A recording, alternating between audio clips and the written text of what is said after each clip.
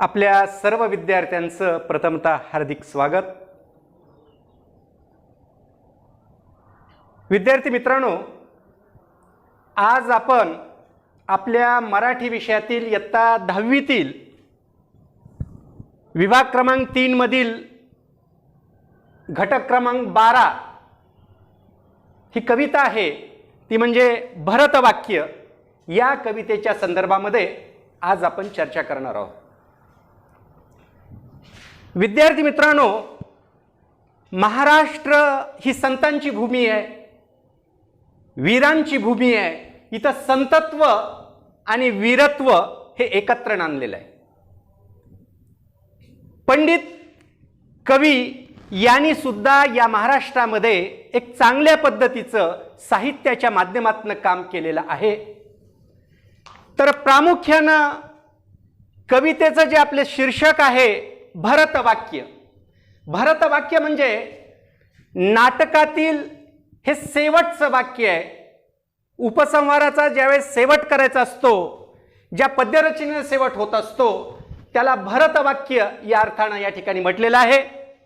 प्रामुख्यानं मोरोपंत यांनी या कवितेच्या माध्यमातून अतिशय मोलाचा विचार मांडलेला आहे।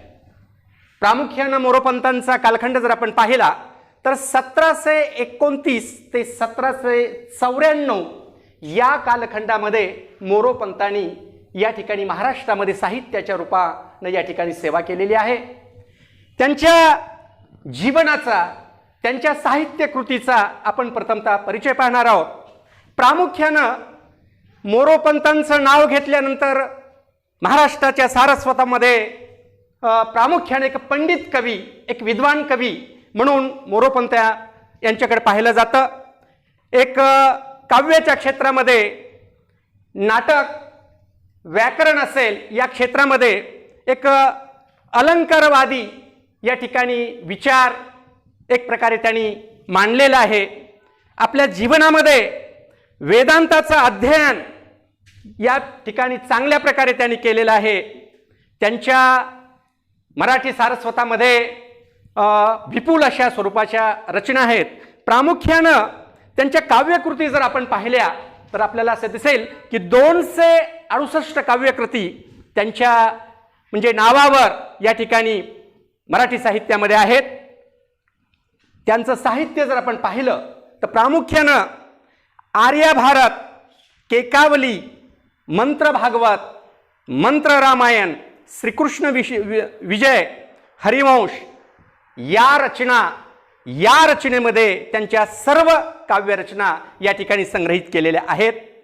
प्रामुख्यानं मोरोपंतांचं पूर्ण साहित्य जर आपण पाहिलं तर त्यांचं साहित्य समग्र ग्रंथ खंड क्रमांक 1 ते 12 याच्यामध्ये प्रामुख्यानं त्यांचं हे साहित्य संग्रहित केलेलं आहे। अशा प्रकारे मोरोपंतांचा या ठिकाणी या पाठाच्या अनुषंगाने या ठिकाणी आपण कवीचा परिचय पाहिलेला आहे। आता प्रश्न असा तुम्हाला पडला असेल की भरतवाक्य या काव्यामध्ये मोरोपंतांनी कुठला विचार सांगितलेला असेल, म्हणजे या कवितेची मध्यवर्ती कल्पना कुठली असेल? तर प्रामुख्यानं या काव्याची मध्यवर्ती कल्पना जर आपण पाहिली तर आपल्याला असं म्हणता येईल की मोरोपंतांनी या प्रस्तुतच्या रचनेमध्ये की माणसाच्या जीवनामध्ये जर माणसानं सज्जन माणसांच्या सहवासामध्ये राहिलं, चांगल्या माणसांच्या सहवासामध्ये राहिलं, विचारवंतांच्या समूहामध्ये आपण जर राहिलं तर प्रामुख्यानं त्याचा खूप मोठा प्रभाव आपल्या जीवनामध्ये होत असतो। आणि हाच विचार कुठेतरी त्यांनी सांगण्याचा प्रयत्न केलेला आहे की माणसानं जीवनामध्ये वास्तववादी असलं पाहिजे, माणसानं जीवनामध्ये खोटं वागलं नाही पाहिजे, प्रामुख्यानं खोट्याचा अभिमान, दुराभिमान ठेवला नाही पाहिजे, आणि जीवनामध्ये भक्ती मार्ग माणसाला एक चांगल्या दिशेने घेऊन जातो। म्हणजे भक्ती मार्गाला जात असताना, भक्ती मार्गाकडे वळत असताना माणसानं कुठल्याही मोहाला बळी पडता कामा नये, कुठल्याही प्रलोभनाला बळी पडता कामा नये अशा प्रकारचं आव्हान कुठंतरी या काव्यामध्ये करण्याचा प्रयत्न केलेला आहे. म्हणजे सत्कर्म आणि सज्जनांच्या सहवासामध्ये एक प्रकारे राहण्याची शिकवण खऱ्या अर्थानं या पद्यरचनेतून देण्याचा प्रयत्न कुठंतरी या ठिकाणी मोरोपंतांनी केलेला आहे. तर या कवितेच्या मध्यवर्ती कल्पनेच्या अनुषंगाने या कवितेमध्ये जो काही विचार आहे तो तुम्हाला मी सांगण्याचा या ठिकाणी प्रयत्न केलेला आहे. आता आपण या ठिकाणी कवीचा परिचय पाहिला. या कवितेच्या माध्यमातून कवीनं कुठला गर्भित अर्थ या ठिकाणी सांगण्याचा प्रयत्न केलेला आहे, त्याची मध्यवर्ती कल्पना कुठली मोरोपंतांची आहे त्याही संदर्भामध्ये आपण चर्चा केलेली आहे. तर प्रामुख्यानं आता तुम्ही सर्वांनी आपल्या पुस्तकामध्ये लक्ष द्यायचंय. या मोरोपंतांनी लिहिलेल्या काव्यरचनेचं आपण प्रथमतः या ठिकाणी वाचन करणार आहोत. अतिशय म्हणजे लक्षपूर्वक तुम्ही ही कविता म्हणजे ऐकायची आहे. तर या ठिकाणी मोरोपंत सज्जनांच्या सहवासामध्ये राहण्याचं महत्त्व सांगत असताना, चांगल्या विचाराचं महत्त्व सांगत असताना मोरोपंत असं म्हणतात, पहिल्या कडव्यामध्ये काय म्हणतात पहा बरं. सुसंगती सदा घडो, सुसंगती सदा घडो, सुजन वाक्य कानी पडो, कलंक मतीचा झडो, विषय सर्वथा नावडो. काय विचार आहे. संदगरी कमळी दडो, मुरडिता हटाने अडो, वियोग घडता रडो, मन भवचरित्री जडो. अतिशय म्हणजे चांगला विचार, सज्जनांच्या सहवासाचा विचार या ठिकाणी पहिल्या कडव्यामध्ये मांडलेला आहे. आता दुसऱ्या कडव्यामध्ये मोरोपंत काय म्हणतात पहा. न निश्चय कधी ढळो, न निश्चय कधी ढळो, कूजन विघ्न बाधा टळो, न चित्त भजनी चळो, मती सदुक्त मार्गी वळो, स्वतत्व हृदया कळो, दुरभिमान सारा गळो, पुन्हा न मन हे मळो, दुरित आत्मबोधे जळो. आणि काव्याचं शेवटचं जे काही काव्याची रचना आहे म्हणजे तिसरं जे कडवं आहे, तिसऱ्या कडव्यामध्ये मोरोपंत म्हणतात, मुकी हरी वसो तुझी कुशल धामनावली, मुकी हरी वसो तुझी कुशल धामनावली, क्षणात पुरविल जी सकल कामना मावली, कृपा करीशी तू जगत्रे निवास दासावरी, तसी प्रगट हे निजासीत जना सदा सावरी. ज्यावेळेस आपण काव्याचं वाचन करत होतो, तुमच्या लक्षात आलं असेल विद्यार्थी मित्रांनो की या काव्यामध्ये संस्कृत प्रचार अशा प्रकारची काव्यरचना आहे, संस्कृत भाषेचा प्रभाव आहे, संस्कृत शब्द अनेक या काव्यामध्ये या ठिकाणी आलेले आहेत. आणि पंडितीय काव्य, पंडित कवीने लिहिलेलं काव्य याच्यामध्ये संस्कृतचा प्रभाव असल्या कारणामुळं या ठिकाणी आपल्याला कठीण शब्दांचा अर्थ कुठंतरी या ठिकाणी आपल्याला पाहावा लागणार आहे. फलकाकडे अतिशय काळजीपूर्वक तुम्ही लक्ष द्या की या काव्यामध्ये जे काही कठीण शब्द आलेले आहेत, या काव्याच्या अनुषंगाने त्याचा कुठला अर्थ आहे हे या ठिकाणी आपण लिहिलेलं आहे. पहिला कठीण शब्द आहे कोणता आहे. सुसंगती. सुसंगती म्हणजे या ठिकाणी चांगल्या माणसाची संगत या अर्थानं हा शब्द प्रयोग आहे. दुसरा आहे सदा. सदा म्हणजे नेहमी, सतत. त्यानंतर शब्द आलेला आहे कलंक. कलंक म्हणजे डाग. डाग या अर्थानं म्हणजे कुविचार या अर्थानं या ठिकाणी हा शब्द आलेला आहे. मती. मती म्हणजे बुद्धी, बरोबर नाही. मती म्हणजे काय, बुद्धी. झडो. झडो या शब्दाचा अर्थ आहे झडून जाओ, झडून जाओ, बरोबर नाही, निघून जाओ या अर्थानं तो शब्द आहे. आणि पुढचा शब्द आहे विषय. विषय म्हणजे या ठिकाणी मोह, काम, वासना या अर्थानं हा मोह शब्द आलेला आहे. त्यानंतरचा पुढचा शब्द आहे संधद्री. संध्याद्री म्हणजे सज्जनांचे पाय, या अर्थाने या ठिकाणी तो शब्द आहे. पुढचा शब्द आहे चित्त.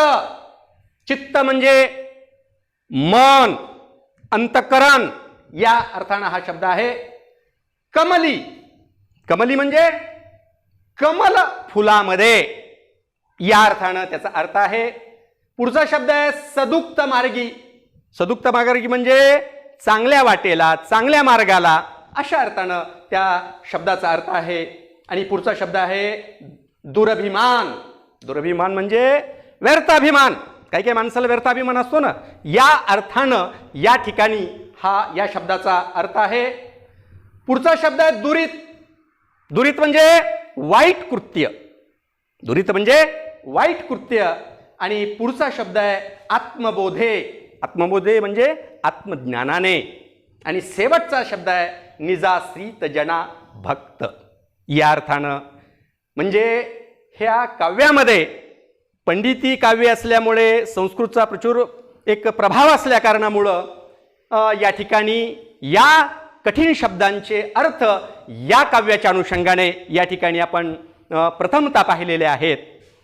मला वाटतं तुम्हाला अजून कुठले, म्हणजे या कवितेमध्ये ज्यावेळेस आपण वाचन करत होतो त्यावेळेस जर कुठल्या शब्दाचा अजून तुम्हाला अर्थ कळला असेल तर विचारायला काही हरकत नाही, तुम्ही विचारू शकतात.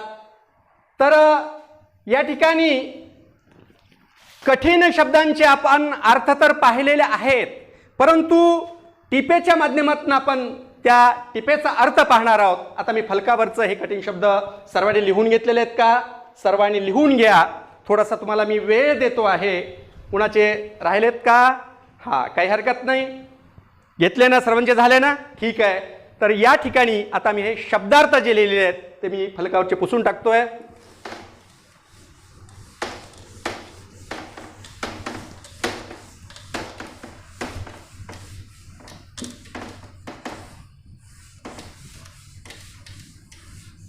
आता बघा की या काव्याच्या अनुषंगानं जे काही कठीण शब्द होते त्या शब्दांचे अर्थ आपण पाहिलेले आहेत, परंतु या काव्यामध्ये काही टीपा आहेत.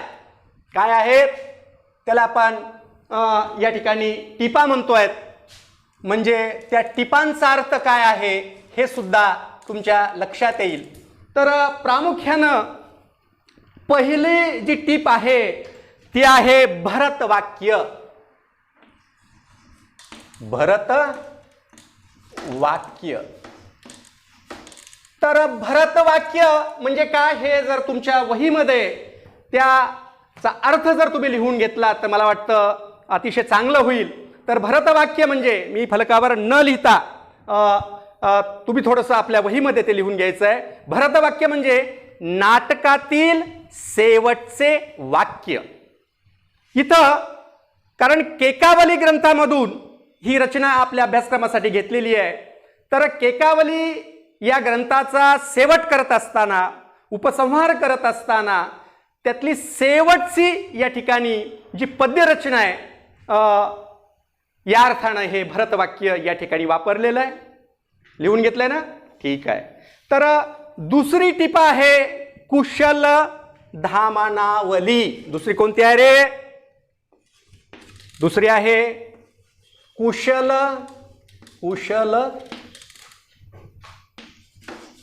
धामनावली. सर्वांनी लिहून घ्यायचं. पहा, कुणी लिहून घ्यायचं राहील. कुशल धामनावली म्हणजे काय? तर शरीररूपी धाम. बरोबर ना? शरीररूपी धाम म्हणजे आपलं हे घर आहे. आपलं जे शरीर आहे ते घर आहे की नाही रे? बरोबर नाही? शरीररूपी धाम म्हणजे घर. म्हणजे ईश्वराच्या नामस्मरणाने कुशल म्हणजे शांत व्हावं, स्वस्थ राहू दे, या अर्थानं या ठिकाणी कुशल धामनवलीचा या ठिकाणी अर्थ आहे. पुढची टीपा आहे नंबर 3, जग त्रय निवास.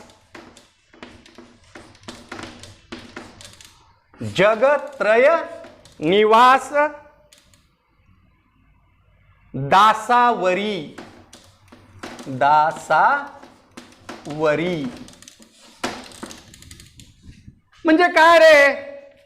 म्हणजे तिन्ही जगामध्ये म्हणतो आणि आपण कधी कधी शब्दप्रयोग वापरतो तिन्ही जगामध्ये, म्हणजे स्वर्ग, मृत्यू, पाताळ यामध्ये राहणारे दास, यामध्ये राहणारे भक्त, या अर्थानं या ठिकाणी जगत्त्रय निवास दासावरी या टिपेचा अर्थ या ठिकाणी आहे.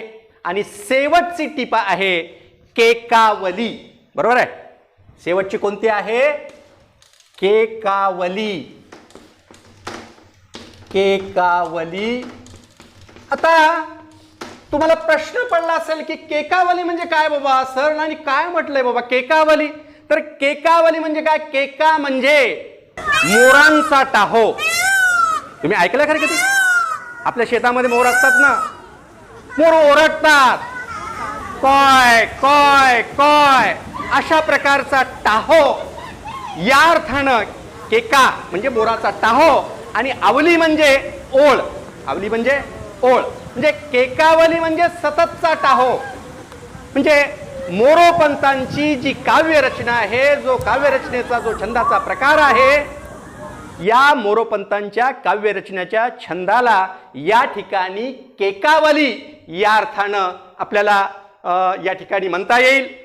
तर प्रामुख्यानं आता आपण कठीण शब्दाचे अर्थ पाहिले, या कवितेमध्ये काही टिपा आलेल्या आहेत, त्या टिपांचा अर्थ कुठला आहे हे सुद्धा मी तुमच्या पुढे ठेवण्याचा प्रयत्न केलेला आहे. आता आपण मोरोपंतांनी कुठला विचार या काव्यामध्ये सांगितलाय? 3 कडव्यामध्ये या ठिकाणी मोरोपंतांनी आपल्याला जो काही विचार सांगितलेला आहे, त्या विचाराचं आपण या ठिकाणी प्रत्येक कडव्याचं काय त्यांनी सांगितले प्रत्येक कडव्यामध्ये ते पाहण्याचा प्रयत्न करणार आहोत. सर्वांनी लक्ष द्यायचं आहे. मोरोपंत सज्जनांचं महत्व सांगत असताना पहिल्या कडव्यामध्ये म्हणतात, सुसंगती सदा घडो, सुजन वाक्य कानी पडो, कलंक मतीचा झडो, विषय सर्वथा नावडो. संसार रूपी माणसानो, तुमच्या जीवनामध्ये तुम्ही चांगल्या विचारांच्या माणसामध्ये, तुम्हाला चांगल्या विचारांच्या माणसामध्ये राहता आली पाहिजे. संगत तुमची कुणाची असली पाहिजे? तुमचे आई वडील सांगतात ना रे, अरे चांगल्या मुलामध्ये तू राहा, हुशार मुलामध्ये राहा. म्हणून मोरोपंत सांगतात की संगत ही नेहमी चांगल्याची ठेवली पाहिजे. ज्याच्याकडे सुविचार आहेत, त्याचं वागणं चांगलं आहे, तर तुमच्या जीवनामध्ये सज्जनांची संगत नेहमी घडली पाहिजे. की संगत जर तुमची चांगली असेल तर तुमच्यावर चांगले संस्कार होतील. सुजन वाक्य म्हणजे चांगले वाक्य, चांगले विचार तुमच्या कानावर पडतील. कलंक मतीचा झडो, विषय सर्वथा नावडो.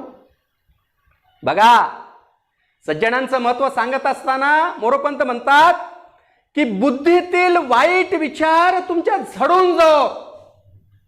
तुमच्या बुद्धीमध्ये जे काही वाईट साचलंय ते निघून जावोत. कलंकमतीचा झडो. आणि जी काही आपली काम वासना आहे, जी विषय वासना आहे, त्या विषय वासनेपासून तुम्ही अलग व्हावं. म्हणजे या ठिकाणी संपूर्णतः तुम्हाला काम वासना हे जे काही वाईट कृत्य आहे त्याची नावड तुमच्यामध्ये निर्माण हो, तुम्ही विवेकी व्हावं, अशा प्रकारचा विचार सांगत असताना या ठिकाणी मोरोपंत म्हणतात की भुंगा तुम्ही पाहिला खरे? बोला ना, भुंगा. बरोबर आहे. भुंगा नेहमी तुम्हाला कुठं दिसतो? फुलावर दिसतो, कमळाच्या फुलामध्ये दिसतो. भुंगा कमळाच्या आकर्षणानं, कमळाच्या फुलातील जे काही म्हणजे अर्क आहे, जो काही मधुगंध आहे, तो सेवन करतो फुलामधला.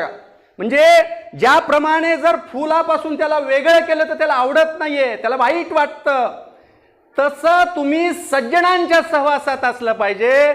तसं तुम्हाला एक प्रकारे कमळाच्या मधुसेवन करणाऱ्या भुंग्याप्रमाणे तुमचं मन सज्जनांच्या पायामध्ये गुंतलं पाहिजे, तुमचं मन भक्ती मार्गामध्ये गुंतलं पाहिजे, परमार्थामध्ये तुमचं मन जडलं पाहिजे. जर आपल्या संतांच्या विचारामध्ये, चांगल्या माणसांच्या विचारामध्ये आपण जर राहू तर आपलं व्यक्तिमत्व सुद्धा चांगलं झाल्याशिवाय राहणार नाही. आपण जर वाईट माणसाच्या संगतीत गेलो, चोऱ्या करणाऱ्याच्या, दारू पिणाऱ्याच्या, सिगारेट ओढणाऱ्याच्या यांच्या सहवासामध्ये गेलो तर आपल्याला सुद्धा ते गुण लागतात. लिंबाच्या झाडावर जर एखादा गोड वेल असेल, तो जर लिंबाच्या झाडावर चढला तर त्या लिंबाचे गुणधर्म त्या वेलीला लागतात, बरोबर आहे की नाही?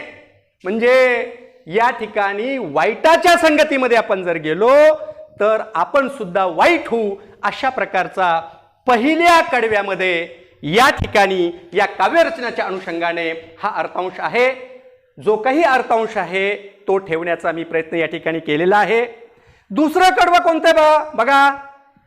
न निश्चय कधी ढळो, कूजन विघ्न बाधा टळो, न चित्त भजनी चळो, मती सदुक्त मार्गी वळो. माणसानं आपल्या जीवनामध्ये जे काही निश्चय केलेले असतात, जे दृढ निर्धार असतात, ते ढळू दिले नाही पाहिजेत. वाईट माणसाचं विघ्न टळून जाओ, त्यांच्या अडचणीची जी काही बाधा आहे ते आपल्याला होता कामा नये. परमेश्वराचं नामस्मरण आपण केलं पाहिजे. परमेश्वराचं नामस्मरण करत असताना आपलं मन प्रसन्न होतं आणि ज्यावेळेस आपण परमेश्वराचं नामस्मरण करतो त्यावेळेस आपलं मन चंचल होता कामा नाही पाहिजे, विचलित नाही झालं पाहिजे. चांगला मार्ग आचरण्यासाठी आपल्या बुद्धीला वळण लागलं पाहिजे. स्वतःच्या हृदयाला हे विचार कळले पाहिजेत. स्वतःची ओळख स्वतःला झाली पाहिजे. तुमच्यातला आत्मविश्वास वाढला पाहिजे. तुमच्यामध्ये जे काही वाईट विचार आहेत, तुमच्यामध्ये जे काही दुर्भिमान आहेत, तुमच्यामध्ये जे काही गर्विष्ठपणा आहे, हे जे वाईट आहे ते गळून जाओ, सर्व अनिष्ट गळून जाओ, दुरीत सगळं भस्मसात होऊन जाऊ दे. अशा प्रकारचा अर्थ या ठिकाणी मोरोपंतांनी मांडलेला आहे. सज्जनांच्या सहवासाचं महत्त्व सांगत असताना, चांगल्या विचाराचं महत्त्व सांगत असताना हा विचार त्यांनी अतिशय स्पष्टपणे मांडलेला आहे. या दोन कडव्यांचा अर्थांश सर्वांच्या लक्षात येतोय का? कुठं अडचण निर्माण होतीये का? जर अडचण निर्माण होत असेल, समजला जर कुठला भाग नसेल, तो विचारायला काही हरकत नाही. आणि दोन कडव्यांचा आपण या ठिकाणी अर्थ पाहिला.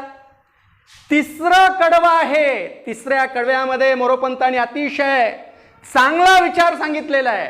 तिसऱ्या कडव्यामध्ये मोरोपंत काय म्हणतात पहा. मुखे हरी वसो तुझी कुशल धामनावली, क्षणात पूर्वील जी सकल कामना मावली, कृपा करीशी तू जगत्रय निवास दासावरी, तसी प्रगट हे निजा श्रीत जना सदा सावरी. किती छान विचार मांडलाय रे. म्हणजे परमेश्वराचं महत्त्व सांगत असताना शेवटच्या कडव्यामध्ये मोरोपंत म्हणतात की हे देवा, तुझे नाव माझ्या मुखामधून सदैव येत राहो. नेहमी आपल्या मुखातून कुणाचं नाव आलं पाहिजे? वाईट माणसाचं नाव घेतलं पाहिजे का रे? नाही.